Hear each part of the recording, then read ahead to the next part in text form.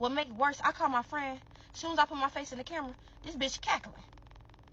So, as a therapist and a coach, unfortunately, this is something that I've heard from my clients before, how they have gone to other practitioners and the session that's supposed to be about them ends up being about their therapist.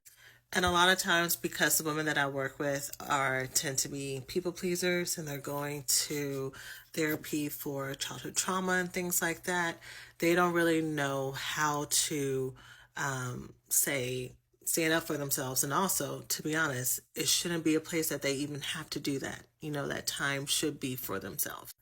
And so if they stay, a lot of times they end up caretaking and being the person who's there for the therapist and cheering the therapist on, trying to assure them that they're doing a good job, even though they're feeling crowded out.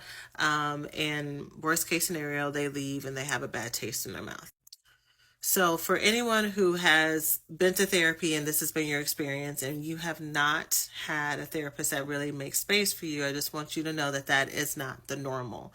That the way that therapy should work for you is that it should be an open ground for your therapist to facilitate you learning about yourself, learning about your trauma, giving you the space to, yes, work through what happened and the whys, but also just strategically being there to ask questions, to lead you, to encourage you, to support you, not to make the session about them.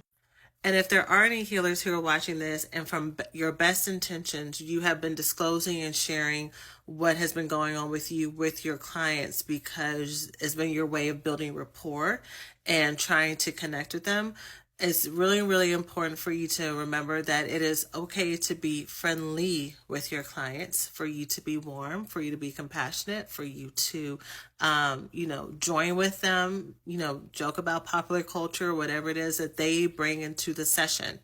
That the session is not for you to share your wins, to share your victories. That does not help your client move forward.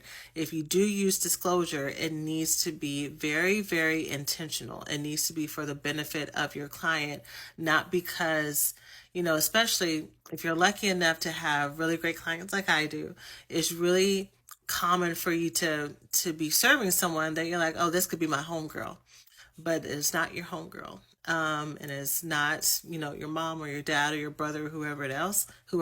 It is a person who is there who really needs the space to cry, to feel, to say nothing and to say everything. And so make sure that you leave that space open and use whatever therapy models or techniques or tools that you have to help them find their own answers and find their own truths, because you should be working your way out of a job, ideally, to helping them find their best true selves. So I hope that helps.